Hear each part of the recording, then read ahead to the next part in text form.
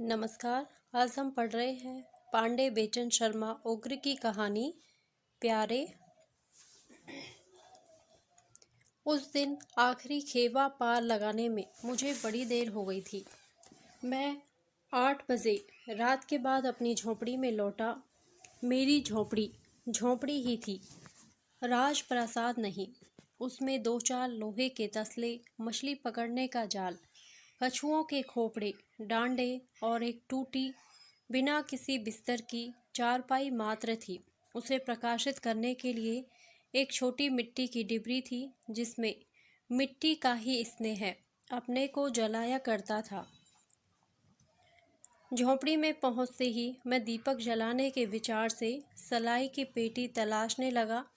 इतने में बाहर से 2 आदमियों की जरा तीव्र फुसफुसाहट सुनाई पड़ी। जान पड़ता है झोंपड़ी में कोई नहीं है, पर द्वार तो खुला है। हवा से खुल गया होगा, जरूर इसमें कोई नहीं है। चलो हम लोग उस पेड़ के नीचे बैठकर बातें करें। फुसफुसाने वाले झोंपड़ी से थोड़ी दूर पर खड़े पीपल के वृक्ष की ओर बढ़े। मुझे उनकी इस हिम्मत पर आश्चर्य मालूम हुआ। नगर के लोगों की धारणा थी कि उस पेड़ पर प्रेतों का निवास है। अतः रात की बात तो दूर, कोई सरे शाम भी उसके नीचे क्या पास से भी गुजरने में डरता था। मगर वे दोनों उसी पेड़ के नीचे जाकर बैठ गए। मैंने मन में कुछ भय का अनुभव किया। ये चोर तो नहीं है? रात अंधेरी, घोर अंधेरी थी। नीले आकाश पर बिखरी हुई तारिकाएं ऐसी जान पड़ती थी मानो समुद्र में सीपियां चमक रही हैं। मैंने सलाई ढूंढकर अपने अंगूठे के कोने में बांध लिया और बिना दीपक जलाए ही हाथ में मोटा सा डंडा लेकर दबे पांव उन आदमियों के पीछे जाकर उनकी इच्छा जानने का विचार किया। क्षण भर में मेरा विचार कार्य रूप में परिणत होने लगा। वे दोनों इस प्रकार बातें कर रहे थे। मैं प्रचार विभाग में काम कर सकता हूँ। उस विभाग के लिए और भी अनेक लोग हैं। मैं भर्ती का काम भी बड़ी सतर्कता से कर सकता हूँ। इस काम के लिए तुमसे अधिक जानकार और सतर्क आदमी हमारे दल में हैं। मैं अपने नायक के आज्ञा अनुसार शस्त्र चलाने का काम भी कर सकता हूँ। देशद्रोहियों और स्वदेश के हत्यारों की हत्या करने से मुझे परहेज न होगा। बेशक यह काम वीरता का है, भीषण भी है, जिम्मेदारी भी इसमें कम नहीं है। फिर भी इसकी अभी आवश्यकता नहीं। आवश्यकता हो भी तो इस काम के करने वाले बहुत हैं। मैं फांसी पर चढ़ सकता हूँ। हिश, इस काम के लिए जल्दबाजी की जरूरत नहीं। तुम्हें पहले वही करना होगा जो मैंने अभी बतलाया है। क्या? डाका। जरा धीरे बोलो, पेड़ के पत्ते भी सरकारी गवाह बन सकते हैं। हाँ, डाका। जरा धीरे से परंतु दृढ़ स्वर में पहले व्यक्ति ने कहा। डाका बड़ा ही नीच कर्म है, बड़ा ही अपमानजनक है। स्वदेशोद्धार के लिए कोई भी कर्म नीच नहीं है। अपने उद्देश्य सिद्धि के मार्ग में अपमान का स्मरण करना भीरुता है। तुम्हें डाका डालना होगा। नहीं, कदापि नहीं। मुझे क्षमा कीजिए। मैं डाकू होकर आपके दल में नहीं रह सकता। मैं ब्राह्मण हूँ, मैंने पढ़ा लिखा भी है। देखता हुआ अंधा नहीं बन सकता। इधर देखो, देश रसातल को जा रहा है। हमारा गौरव विदेशियों की ठोकरों से नष्ट हो रहा है। संसार की नज़रों से तो हम गिर ही गए हैं। अब उसकी स्मृति भी हमें भुला रही है। इस समय जीवन मरण का प्रश्न है। ऐसे अवसरों पर साधारण सदाचार का स्मरण करना पाप है, कायरता है। मैंने 1000 बार कहा है, फिर भी कहता हूँ, मैं मरने से नहीं डरता, पर चोर डाकुओं की मृत्यु से मैं घृणा करता हूँ। उद्देश्य कितना ही पवित्र हो, पर उसे देश, काल और समाज के अनुकूल होना चाहिए। यदि हम डाकू के रूप में पकड़े गए तो कोई हमारे उद्देश्य की प्रशंसा कर हमसे सहानुभूति प्रकट करेगा? कदापि नहीं। सब यही कहेंगे कि धन के लोभ से डाका डाल रहा था। इसे आप साधारण बात समझते हैं। किसी कुलीन मनुष्य का इससे अधिक पतन और क्या हो सकता है? ठीक है, तब यह क्यों नहीं कहते कि तुम्हारा स्वदेश प्रेम और कुछ नहीं स्वार्थ प्रेम है। तुम वही काम कर सकते हो जिसमें वाही वाही मिले। देश का भला हो या बुरा, तुम देश के नेता बनना चाहते हो, चारों ओर अपनी प्रशंसा सुनना चाहते हो, अखबारों में आत्मचरित्र पढ़ना चाहते हो और चाहते हो लोगों के कंधों पर मालाओं से मंडित होकर चलना। पर भाई, विश्वास रखो, उपर्युक्त बातों से त्याग की परिभाषा पूर्ण नहीं होती। पूर्णता तो दूर, उक्त बातों में त्याग का नाम तक नहीं है। यह तो खासा व्यापार है। तुमने देश की सेवा की और देश ने तुम्हें नेता बना दिया। जो काम करोड़ों रुपयों से नहीं होता, वह जरा देशभक्ति की दुहाई देने से हो गया। यह त्याग है। पहले व्यक्ति ने कुछ कहना चाहा, पर दूसरे की बातों का तार न टूटा। उन हजारों तपस्वियों को देखो जिन्होंने इतिहास की अणुमात्र भी चिंता न कर समाज के तमाशबीनों की ओर उपेक्षा से देखकर अपने मान अपमान को एकदम भुलाकर अपने आप को विपक्षियों के हाथों में हलाल होने के लिए सौंप दिया और अपने उद्देश्य के लिए, प्यारे देश के लिए, वे नारकीय जेल खानों में अमानुषिक सजाएं भोगकर विविध प्रकार से अपमानित होकर अस्थि मात्र के पुतले बनकर संसार के उठ गए और उठे जा रहे हैं। क्या वे स्वार्थी हैं, पतित हैं, जघन्य हैं? क्या वे किसी Gokhale, Tilak, Malviya, Gandhi, MacSwiney, Mazzini, Garibaldi, Lenin, Zaghlul और कमाल से कम है? पहले व्यक्ति ने पुनः कुछ कहना चाहा, पर व्यर्थ।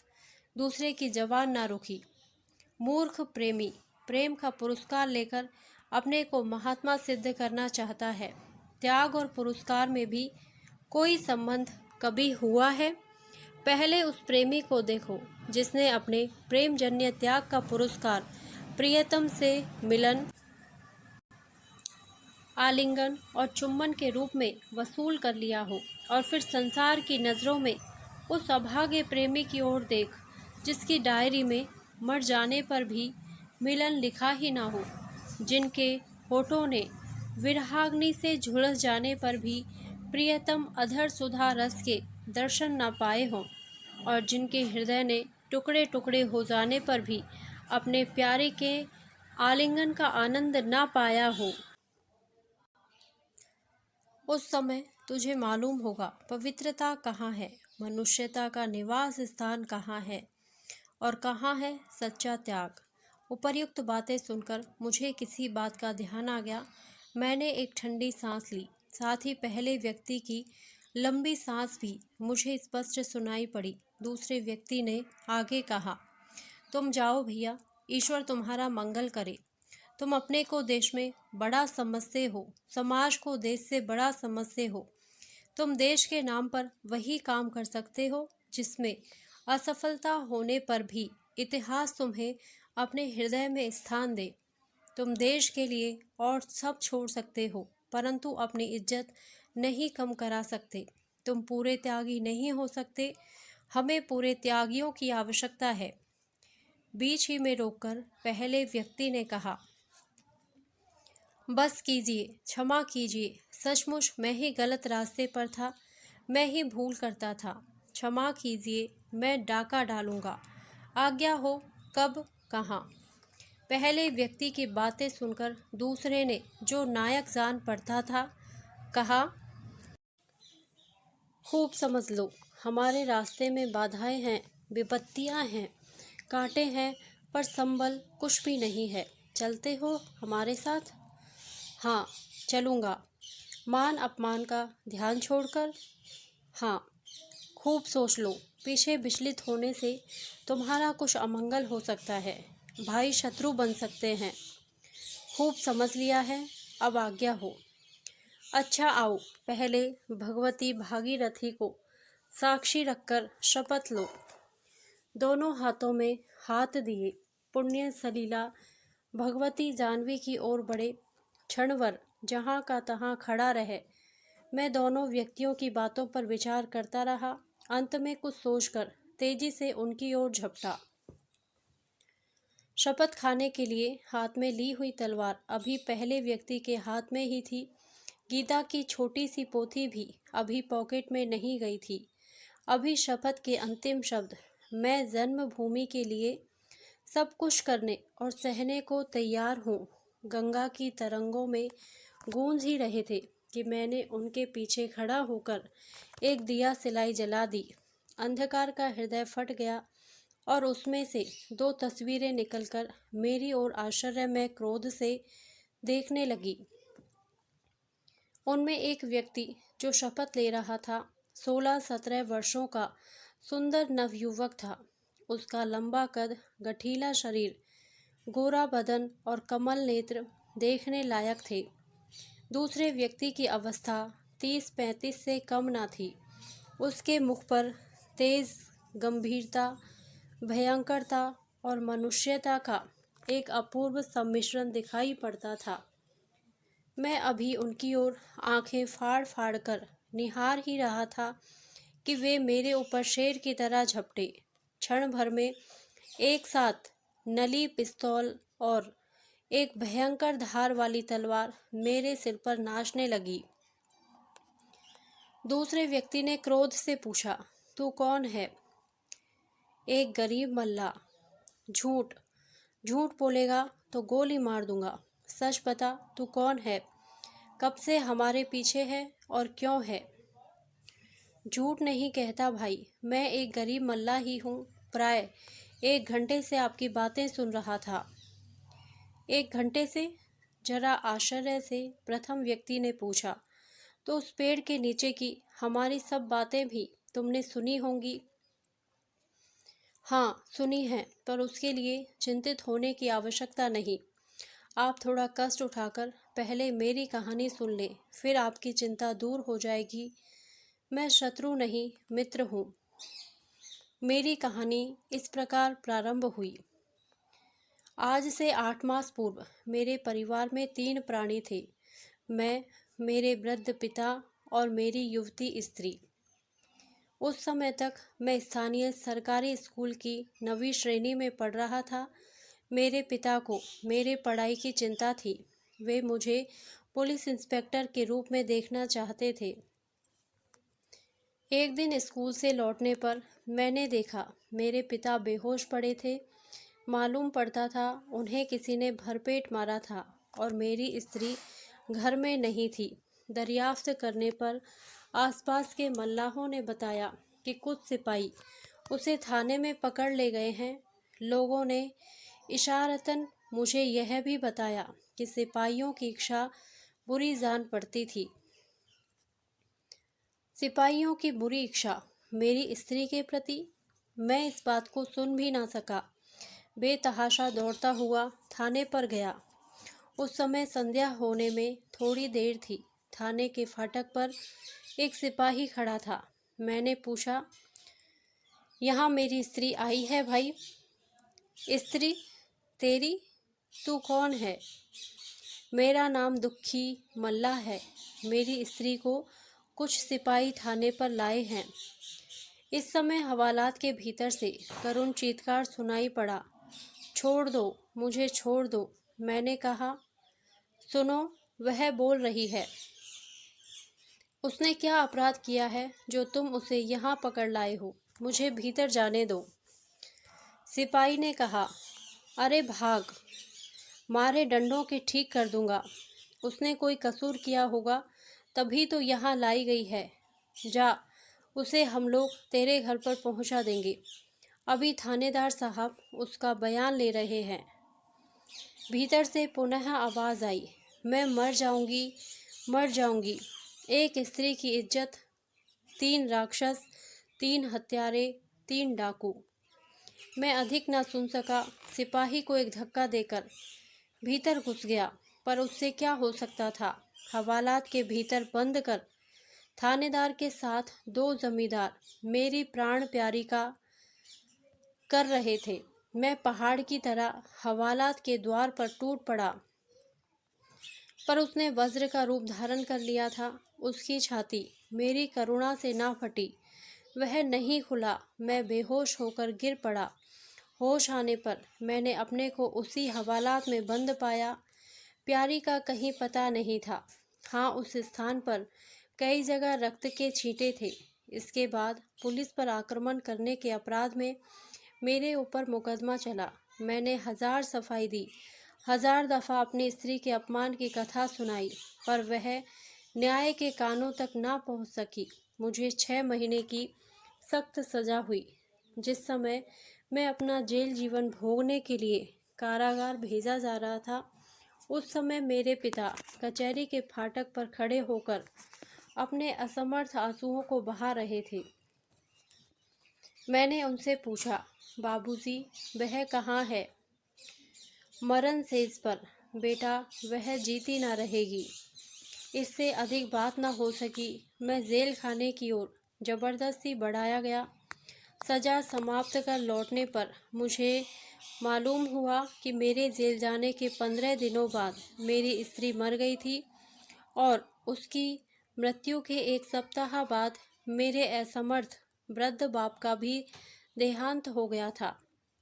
अब मेरे हृदय में प्रतिहिंसा की आग जल रही है। जिस राज्य में प्रजा पर इस तरह अन्याय हो। मेरी बातें सुनकर अपनी आंखों को पोंछते हुए दूसरे व्यक्ति ने कहा, बेशक तुम दुखी हो, हम तुम्हारी सहायता करेंगे। तुम हमारे भाई हो। तुम्हारी अवस्था कितनी है? 18 वर्ष। तुम्हारे परिवार में कोई और है? बूढ़ी विधवा माँ तो नहीं है?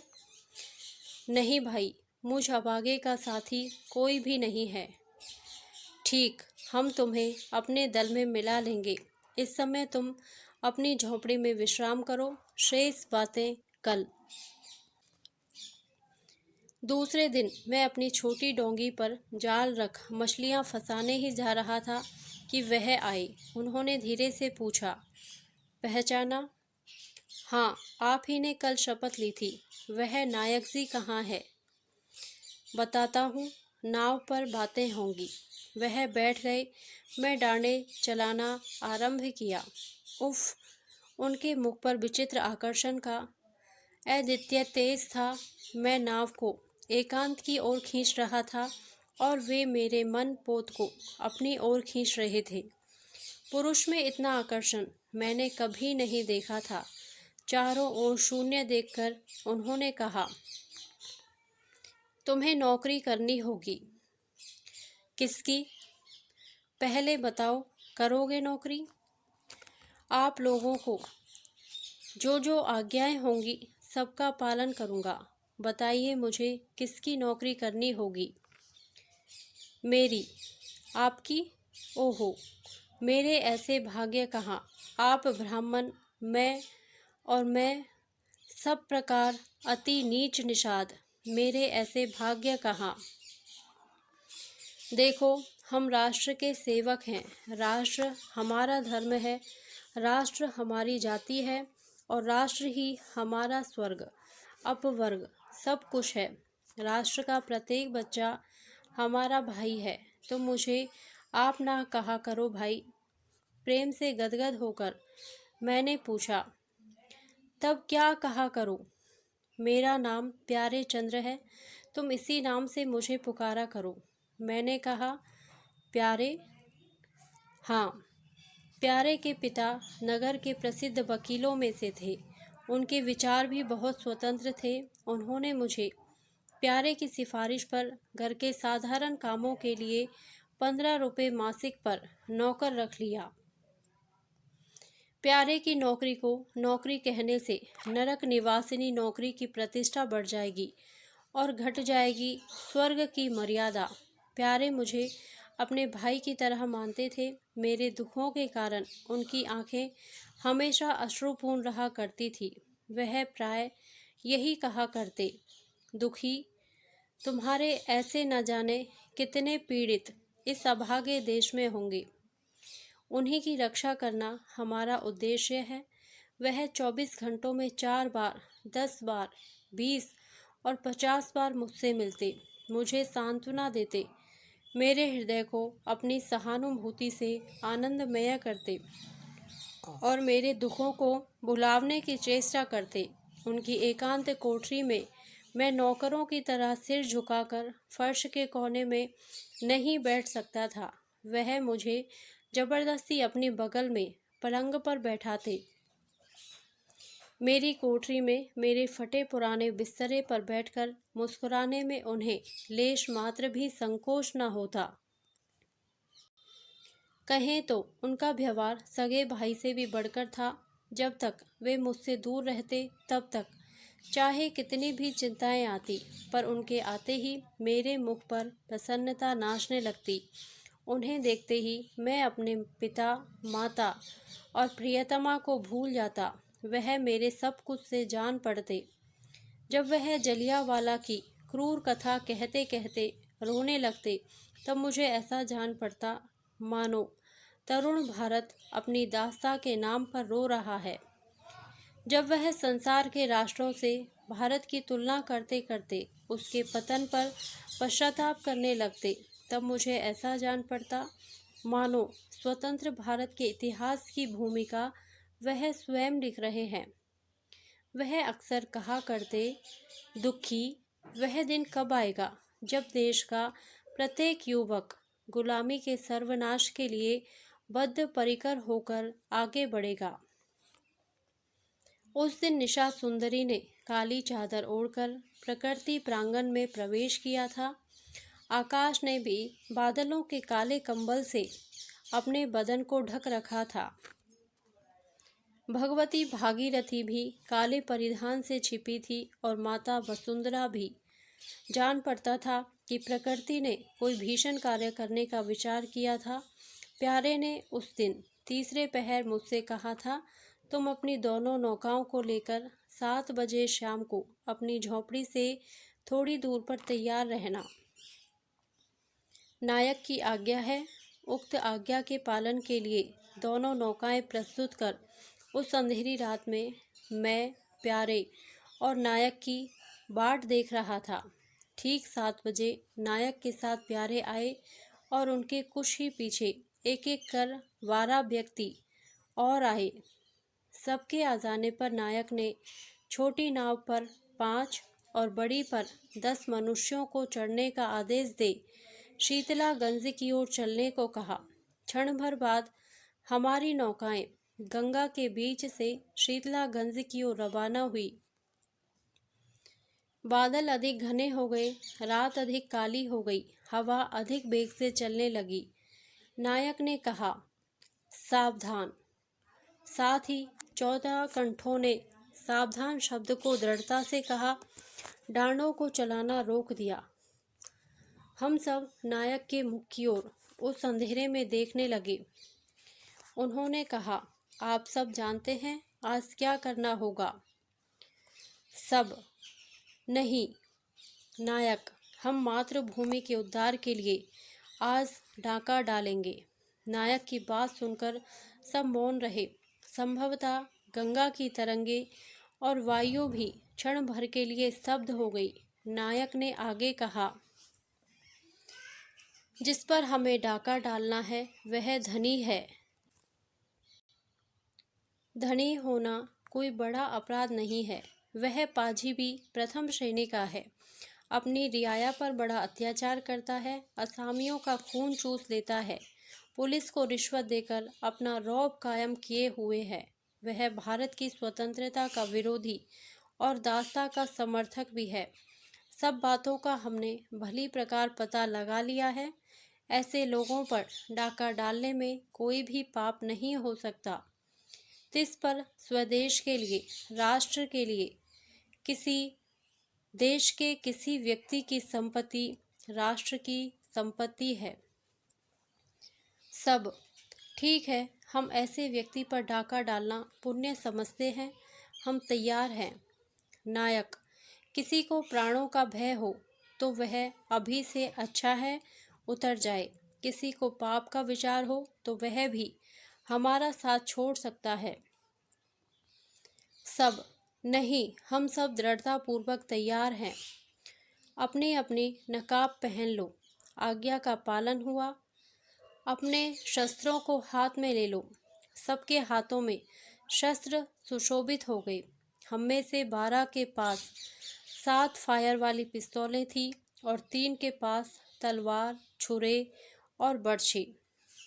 प्रतिज्ञा करो, प्रारंभ कीजिए। मैं जन्मभूमि के उद्धार के लिए, स्वतंत्रता प्राप्ति के लिए या तो लड़कर विजयी होऊंगा, अन्यथा युद्ध में प्राण दे दूंगा। सबने गरज कर कहा, लड़कर विजयी होऊंगा, अन्यथा युद्ध में प्राण दे दूंगा। शीतलागंज के एक फर्लांग फासले पर हम नीचे उतरे। वहां नायक ने मुझसे कहा, दुखी, तुम्हें नौकाओं की रक्षा का भार लेना होगा। तुम्हारे पास पिस्तौल नहीं, तुम्हारे पास कहाँ से होगी? तुम यह मेरा पिस्तौल लो। जो कोई भी विपक्षी बनकर नौका पर अधिकार करने आए, उसका स्वागत इसी से करना। यद्यपि मेरी इच्छा प्यारे का साथ छोड़ने की नहीं थी, यद्यपि मुझे भी युद्ध करने का शौक था, फिर भी नायक की आज्ञा माननी पड़ी। मैंने उनके हाथ से पिस्तौल लेकर माथे से लगाते हुए नायक की आज्ञा पालन की स्वीकृति दी। नायक के पीछे दल गांव की ओर रवाना हुआ। शायद जानबूझकर उस समय प्यारे सबके पीछे थे। मुझे अकेला छोड़ने के पूर्व मेरे पास आकर वह कहने लगे, दुखी, प्यारे, घबराओ नहीं। नहीं प्यारे, पर तुम्हें अकेले छोड़ते। दूर, इसकी चिंता क्यों करते हो? हमारे साथ 14 वीरों का दल है। प्यारे चले गए। मैं मुग्ध दृष्टि से उनकी गति को देखता ही रह गया। आधी रात से अधिक बीत गई। नौका संचालन की क्लांति, रात्रि की निस्तब्धता और शीत के समीरण ने मुझे बरवस निद्रा देवी की गोद में ढकेल दिया। मैं नाव पर बैठे ही बैठे खर्राटे लेने लगा। मैंने स्वप्न में देखा, प्यारे सुंदर स्वच्छ वस्त्रों से सुसज्जित होकर मेरे सम्मुख खड़ा था। उस समय उसका सौंदर्य अद्वितीय हो गया था। उसके मुख पर का तेज देवताओं को लज्जित करता था। प्यारे ने कहा, दुखी। मैंने प्यारे का हाथ पकड़कर प्यारे से पूछा, अरे तुम अकेले कैसे? नायक कहाँ है? तुम्हें सफलता नहीं मिली क्या? सफलता मिली, क्यों नहीं? दुखी, मैंने उसे अपने प्राणों के मूल्य पर खरीदा है। क्या प्यारे? मैं जाता हूँ। कहाँ प्यारे? इस बार तुम्हें अकेले ना जाने दूंगा। बोलो, कहाँ चलोगे? तुम मेरे साथ नहीं चल सकते दुखी। जहाँ मुझे जाना है वहाँ परतंत्रता का कष्ट नहीं, कोई गुलाम नहीं, कोई किसी का शत्रु नहीं। वहाँ सब देवता ही हैं, कोई राक्षस नहीं, हत्यारा नहीं। वहाँ साम्राज्यवाद का प्लेग नहीं है, राजतंत्र का प्रेत नहीं है। वहाँ सब मुक्त हैं। साफ बताओ, कहाँ जाना है? मैं तुम्हें छोड़ूंगा नहीं। मुझे जहाँ जाना है वहाँ भगवान बुद्ध है, महात्मा ईसा है, महाप्रभु चैतन्य है, राणा प्रताप है, गुरु गोविंद सिंह हैं, शिवाजी है, नेपोलियन है। वहाँ पर कोरियन रक्त के प्यासे अपने को बौद्ध कहने वाले जापानी नहीं हैं। वहाँ पर दानवता के समर्थक ईसा के भेड़िए नहीं हैं। दुखी, एक बार हृदय से मिल लो। तुम मेरे प्यारे हो, मैं तुम्हें प्यार करता हूँ, मुझे जाने दो। इतना कहकर प्यारे मेरे हृदय से चिपक गए और क्षण भर बाद आकाश में उड़ने लगे। मैं प्यारे प्यारे, जरा सुन लो प्यारे, चिल्लाता ही रह गया। उसी समय पिस्तौल की आवाज़ सुनाई पड़ी। मेरी निद्रा टूट गई। मैं सतर्क होकर गांव की ओर देखने लगा। आधे घंटे तक किसी की कोई आहट न मिली। इसके बाद कुछ लोग नाव की तरफ झपटे आते दिखाई पड़े। अभी वे कुछ दूर ही निकले कि मैंने ललकारा, कौन आ रहा है? उत्तर मिला 13 अप्रैल 1919। मैंने पिस्तौल को नीचे झुकाकर सांकेतिक उत्तर से उन्हें नाव की ओर बुलाया। वह उत्तर भार 1857। देखते देखते 13 आदमी अनेक गठरियां और संदूक लिए नाव के पास आ गए। 13 ही क्यों, 14वां कहाँ छूट गया?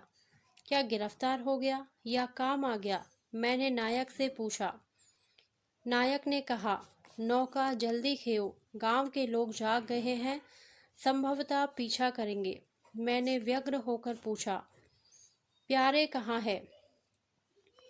तुम्हारे प्यारे हमारे साथ हैं, उन्हीं की कृपा से हमें सफलता मिली है। पहले भागो, सब कथा सुनाऊंगा। लाचार मैं नाव लेकर जिधर से आया था उधर ही तेजी से चला। बहुत दूर निकल आने पर नायक ने डाके की कथा इस प्रकार आरंभ की। जिस समय हमारा दल उस धनिक के घर पर पहुंचा, उस समय गांव का गांव घोर निद्रा में था। बिना किसी कठिनता के हमने धनिक के नौकर चाकरों और परिवार के प्राणियों को बांध लिया और सब तो डर से सन्नाटे में आ गए, पर वह धनिक मानता ही ना था। रह रहकर चिल्लाने और बंधन मुक्त होने की व्यर्थ चेष्टा करता रहा। अतः हम में से एक उसके मस्तक के सम्मुख पिस्तौल का मुख कर उससे थोड़ी दूर पर खड़ा हो गया और लोग रुपए, जवाहरात और बहुमूल्य सामानों को एकत्र करने लगे। इतने में पिस्तौल की आवाज़ सुनाई पड़ी। आवाज़ उस कोठरी में से आई थी जिसमें धनिक और हमारा एक साथी थे। बात क्या है इसका पता लगाने के लिए जब मैं उस कोठरी में पहुंचा, तब क्या देखा कि हमारे ही दल का एक नकाबपोश पृथ्वी पर तड़प रहा था और दूसरा, जो धनिक की निगरानी पर था, हक्का बक्का सा होकर उसे संभाल रहा था। तड़पने वाला नकाबपोश दुखी तुम्हारा भाई प्यारे था। मैंने कातर स्वर से प्रश्न किया, तो क्या प्यारे को हमारे ही किसी व्यक्ति ने मार डाला? प्यारे बहुत जल्दी में एक ओर से दूसरी ओर जा रहा था।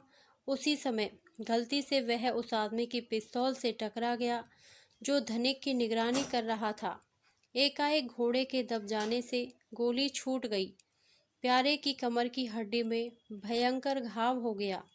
फिर हमने अपने हाथ से अपना माथा पीटकर कहा कि अब हम लोगों को सफलता नहीं मिल सकती। प्यारे खुद चलकर यहाँ तब आ नहीं सकता और उसे यहाँ तक लाना असंभव था। हमारा दल या तो किसी तरह प्यारे को यहाँ पर ढोकर लाता या अत्यंत परिश्रम से प्राप्त उस धन को। तो आपने प्यारे को वहीं छोड़ दिया? नहीं, मेरे लिए वैसा करना असंभव था। मैंने प्यारे से कहा कि तुम्हें ही लेकर हम भाग चलते हैं। तुम्हारे पकड़े जाने से सब भंडाफोड़ हो जाएगा। ईश्वर की ऐसी ही इच्छा थी कि हमारी सामने आई हुई थाली छिन जाए, पर प्यारे ने कुछ और ही उत्तर दिया। उसने कहा, नायक जी, असफल होकर आप नहीं लौट सकते। हमने प्रतिज्ञा की है, या तो मरेंगे या सफलता प्राप्त करेंगे। अस्तु, मैं नहीं चाहता कि मेरे कारण आपको असफलता मिले। आप एक काम करें। मैंने पूछा, क्या? उसने उत्तर दिया, आप मेरा सिर काट कर लेते जाएं।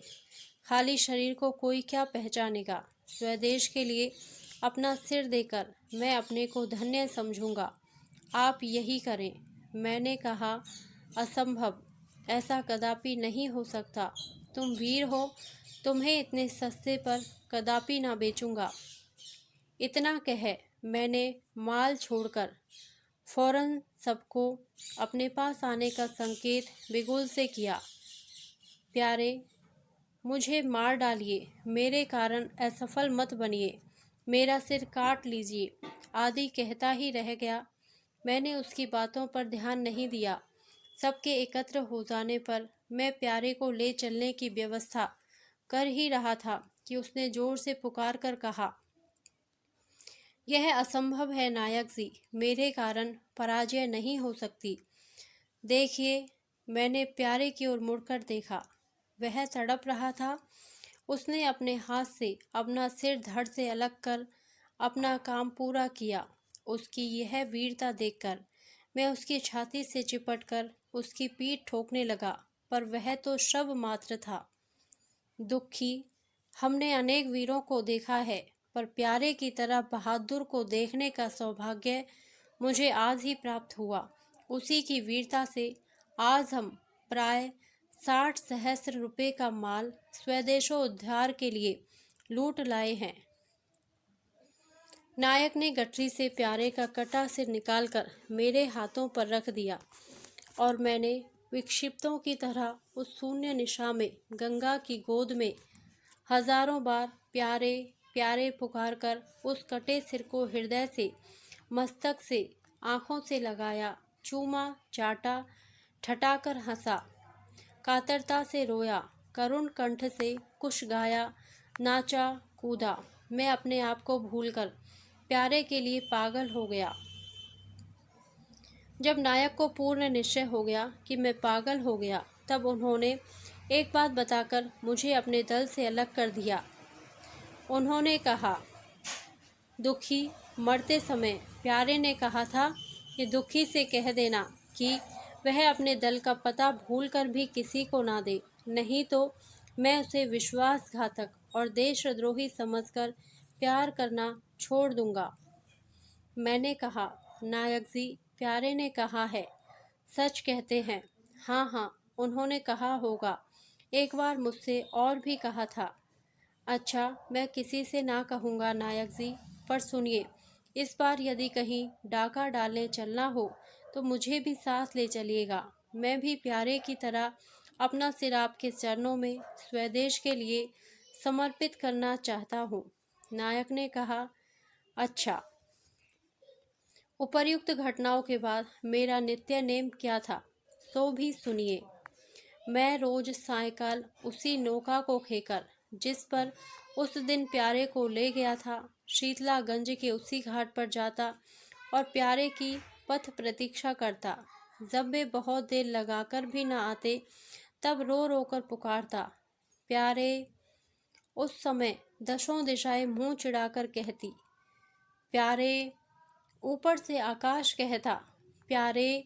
नाचती हुई तरंगे कहती, प्यारे। काली और उजली रात कहती, प्यारे।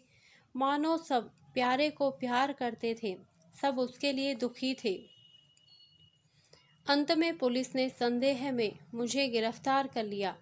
इसका विश्वास रखिए, उसने मुझे दुख भी बहुत दिए, पर नीचे की अदालत और पुलिस वालों को मैंने एक बात भी नहीं बतलाई। हाँ, जज के सामने जाने पर मैंने नीचा लिखा बयान दिया। मैंने कहा, संसार के बली रोज ही दुर्बलों को लूटते हैं, उन पर डांके डालते हैं, पर उन्हें कोई माई का लाल नहीं पूछता। क्लाइव कौन था? वॉरेन हेस्टिंग कौन था? डलहौजी कौन था? क्या ये जबरदस्त डाकू नहीं थे? इन्होंने तो मेरे प्यारे का सर्वस्व छीन लिया।